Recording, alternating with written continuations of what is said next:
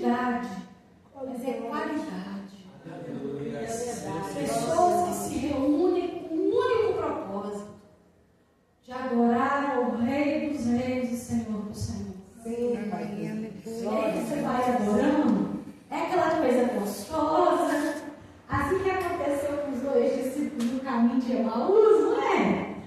O coração aquece, minha mão está meio gelada, mas o coração está quente. Mas não é o calor do corpo. A gente sente uma coisa gostosa, a presença de Deus no ambiente, no local, refletido na imagem dos irmãos, porque nós somos a morada, nós somos a casa de Deus. Então Ele está dentro de nós. Então, quando alguém olha para nós, nós refletimos o que tem dentro de nós. Aleluia. E não é nosso, vem da parte de Deus. Quando a gente não era servo de Deus, muitas vezes as pessoas até olhavam para a gente e não via nada. Não via nada. Não conseguia enxergar nada em nós. Mas eu louvo a Deus que ainda no ventre da nossa mãe, Jesus já nos conhecia e já tinha um propósito para a minha e para a sua vida. Amém, aleluia. Amém?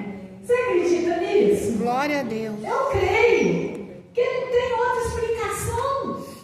Né? Não tem como explicar por que nós estamos na casa do Senhor. Por que nós estamos servindo a Jesus? Eu sou melhor do que os meus irmãos, do que os meus parentes, né? Do que muitas vezes pessoas com quem eu convivo. Não! É o amor de Deus que me alcançou e eu recebi. Eu recebi. Nós recebemos. E é por isso que nós somos felizes. Nessa noite está se falando muito de amor, né? É coisa gostosa falar de amor. É bom você ser amado, é bom você dar, é bom você receber. Nessa noite, nosso irmão Diácono Jonathan, ele fez menção a respeito de um homem, né, que ele vai, no decorrer da sua carta, escrito aos romanos, ele vai falar que nem a morte, nem a doença, nem as circunstâncias, nada irá nos separar do amor de Deus. E esse homem, ele entrega, né, de corpo e alma a sua vida para Deus, se entrega para Jesus, entrega para a obra. Isso é maravilhoso. Quando nós vemos no decorrer da história pessoas que se entregaram, que se doaram em prol do Evangelho. E é por isso que essa palavra nos alcançou. Se estamos aqui hoje no Brasil, né, temos essa oportunidade de estar aqui cultuando o Senhor. Alguém, lá no passado, foram fazendo alguma coisa para que essa semente chegasse também até nós. E nós reconhecemos Jesus como nosso Salvador. Amém. Eu quero convidar os irmãos para nós meditarmos rapidamente na palavra de Deus, na carta escrita pelo apóstolo Paulo em 2 Coríntios, capítulo 4, do versículo 6 ao versículo 11. Amém? Amém. Os irmãos encontraram? Romanos, que Romanos? 2 Coríntios, capítulo 4, do versículo 6 ao versículo 11.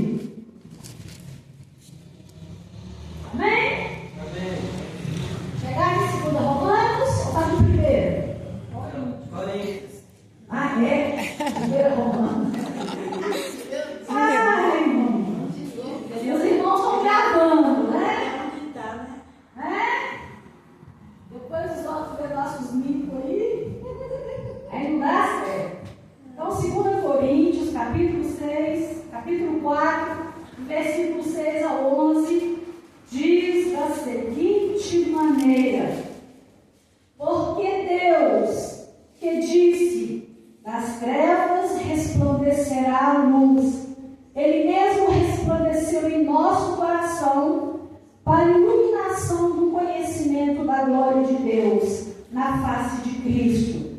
Temos, porém, este tesouro em vaso de barro, para que a excelência do poder seja de Deus e não de nós. Em tudo somos atribulados, porém não angustiados, perplexos, porém não desanimados, perseguidos, porém não desamparados, abatidos, porém não destruídos, levando sempre no corpo o morrer de Jesus, para que também a sua vida se manifeste em nosso corpo, porque nós que vivemos somos sempre entregues à morte por causa de Jesus, para que também a vida de Jesus se manifeste em nossa carne mortal. Amém? Amém. Que palavra! Que mistério! Profundo, não é? Vamos entender? Pode continuar se quiser. Se não quiser, vai cansar sempre. Viu? Pois bem, olha que palavra o apóstolo Paulo traz para nós nesta noite. Quando o diácono Jonathan, nada nos separará do amor de Cristo. Nada. E ele coloca alguns tópicos do que poderia ser um impedimento, mas que não é. Nem a profundidade, nem a altura, nem o inferno nos separará do amor de Cristo. Nada. Nem a dificuldade, nem as circunstâncias, nem o problema, nem as enfermidades, nem a morte. Porque até a morte é o passaporte para o cristão se achegar à presença de Deus. Então não tem como separar o servo de Deus da presença de Jesus. Então nada pode ser uma causa ou uma desculpa que venha querer nos separar da presença de Deus. Vai ter problema? Vai! Vai ter momentos difíceis? Vai! Vai ter momento que você vai estar lá sozinho, chorando e falando: Jesus, eu não suporto mais. Vai ter momento que você vai falar: Jesus, está pesado demais essa cruz. Jesus, eu não suporto, não sei se eu vou dar conta. Vai ter esses momentos, vai. Vamos nos abater, vamos nos sentir desanimados, vamos nos sentir fracos, mas a sua e a minha força não vem de nós. A força que nos conduz, ela vem de Jesus. E se nós estamos alicerçados em Jesus, nada vai nos abalar. Pode ter algumas desculpas, pode haver algumas circunstâncias, pode ter algum problema, mas tudo isso não nos afastará desse amor incomparável com o amor de Jesus. Porque quando nós temos um encontro pessoal com Jesus, quando nós nos achegamos até a cruz de Cristo, que nós temos a experiência em conhecê-lo, não é só de vir à igreja, não. Não é só de vir, chegar, participar do culto e ir embora, acabou, não. É viver diário. Eu estou dormindo, Senhor, cuida de mim. Eu acordo, o meu primeiro pensamento é Ele. Obrigada, Senhor, por mais um dia. E você vai andando, você vai vivendo, você vai trabalhando, você vai conduzindo sua vida, mas você sempre está ligado com Jesus. Né? Você sempre está pensando em Jesus. Porque a partir do momento que você entrega a sua vida a Jesus, é você com Jesus e Jesus com você. Então não tem jeito mais de largar Jesus. A gente até deixa o cônjuge sair para trabalhar, né? Fica distante dele.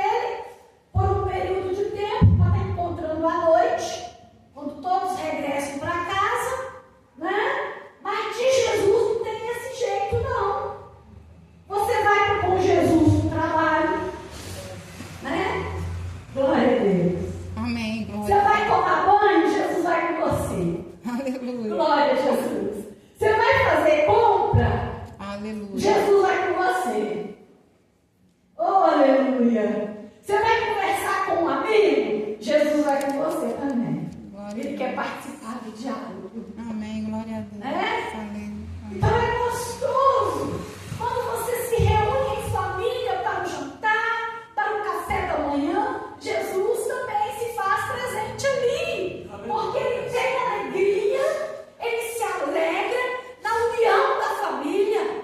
Então ele quer também estar ali, o aconchego do lar. Tem coisa mais gostosa do que depois de um dia cansativo, você chegar em casa, parece que você até não trabalhou tanto, você relaxa. É bom demais. Você está com dor de cabeça. Você chegou em casa, você tem outras prioridades. Tem hora que você nem lembra mais da dor de cabeça. Jesus, Ele está com você, Ele está conosco em todos os momentos.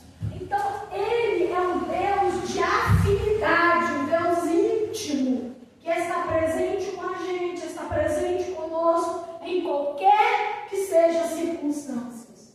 Eu fico feliz porque o apóstolo Paulo é interessante, porque a gente vai ter tanta afinidade com os homens da Bíblia Sagrada, né? Com a leitura, com as histórias.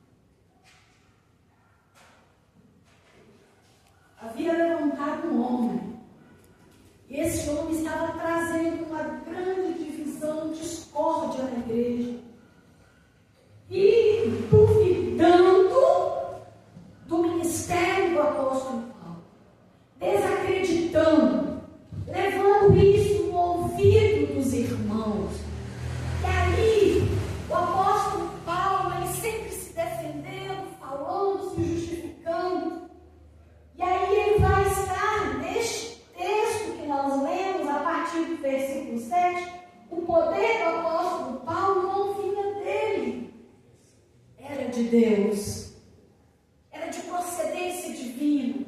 Todo o trabalho que ele havia feito, que ele estava fazendo, ele fazia, não era para receber méritos, não era para ser vangloriado. Ele nunca se preocupou com isso. Ele não preocupava com remuneração. Muitas vezes, para fazer a obra, ele também trabalhou duro,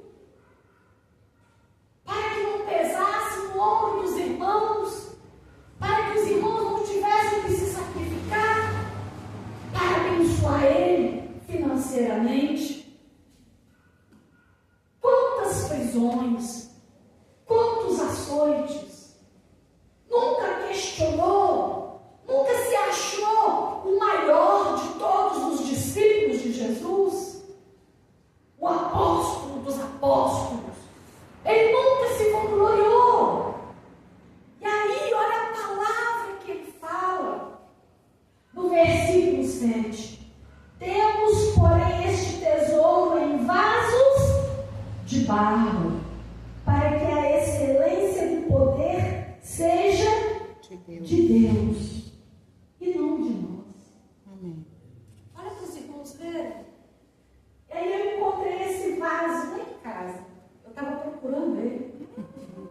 Bonitinho, né? É de barro mesmo. Eu lavei ele rapidinho e secou. Por que eu trouxe esse vaso? Vocês viram o texto aqui? O que está escrito? Esse tesouro está guardado este tesouro em vaso de barro. Temos, porém, este tesouro em vaso de barro. Que tesouro é esse? Jesus. É o maior tesouro que nós temos. A salvação garantida pelo seu sangue. O que é o vaso de barro? Eu. Não. Você. Se eu pegar esse vaso de barro aqui e deixar ele cair aqui no chão, ele vai quebrar.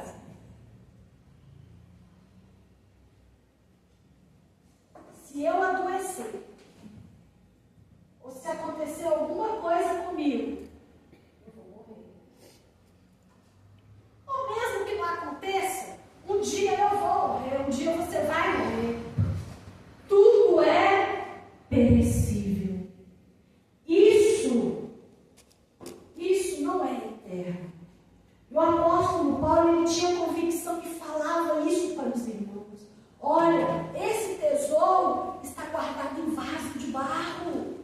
Uma coisa que é perecível, é passageiro, acaba, vai ficar aqui. Mas o que diz mais a palavra?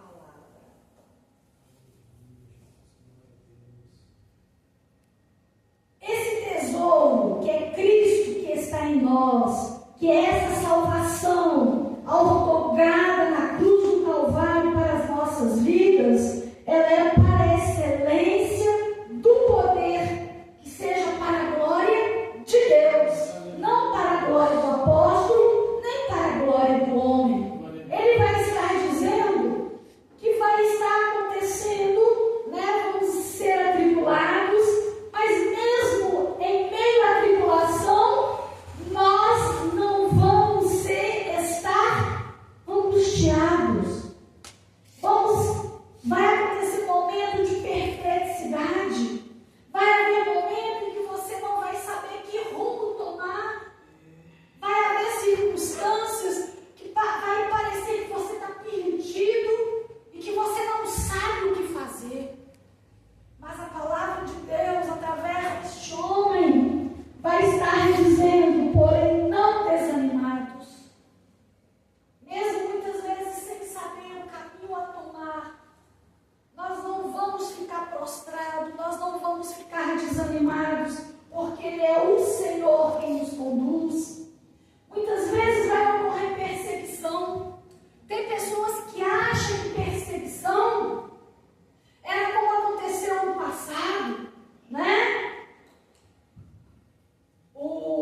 governo, o império, começou a perseguir os cristãos, a matar, assim como antes da sua conversão o apóstolo Paulo perseguiu a igreja de Jesus Cristo.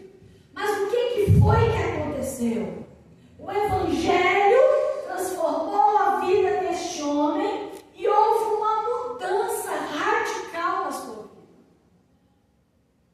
Aconteceu esse tipo de perseguição, sim, mas hoje pode acontecer de tantas outras formas, não é mesmo? No trabalho, na família, né? Mas mesmo perseguidos, não estamos desamparados. Amém. Porque Glória a é o Deus. Senhor que é o nosso socorro. Muitas vezes vamos estar abatidos, né? Mas está morto. Que abatido. Uma pessoa que está abatida, literalmente a pessoa morreu, acabou para ela, não é? Não tem mais esperança. Não tem mais resposta, não tem mais solução. Quando uma pessoa está morta, ou um acidente, ou em um hospital, a primeira coisa que eles fazem com o corpo, e você percebe rapidamente, é cobrir ele todo. A pessoa está abatida.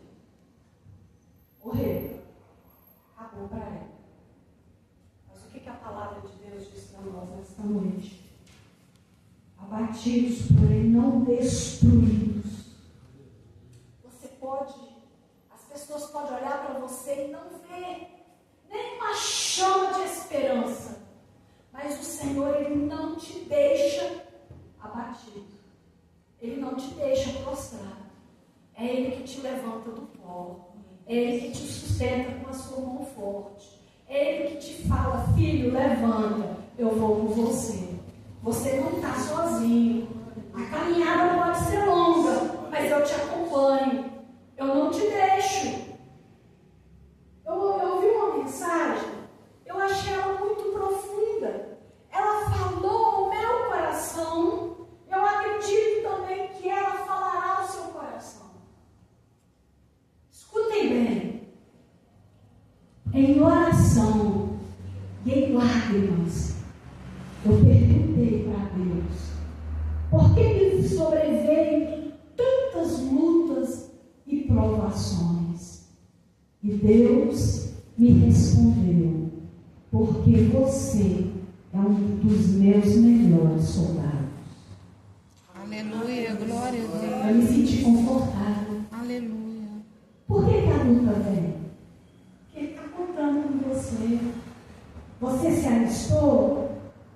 Você se colocou na brecha para fazer a obra do Senhor, independente da dificuldade? Você é um soldado valente. Ele confia no seu trabalho, no seu esforço, no seu sacrifício. Porque se nós não nos sacrificarmos, nós vamos ficar na nossa comodidade. Nós não vamos nos esforçar. Mas é com força, é com coragem, é com determinação que nós conseguimos e vamos vencer todas as dificuldades. Porque nós que vivemos somos sempre entregues à morte por causa de Jesus, para que também a vida de Jesus se manifeste em nossa carne mortal. Enquanto nós vivemos aqui, a cada dia, a cada momento, a cada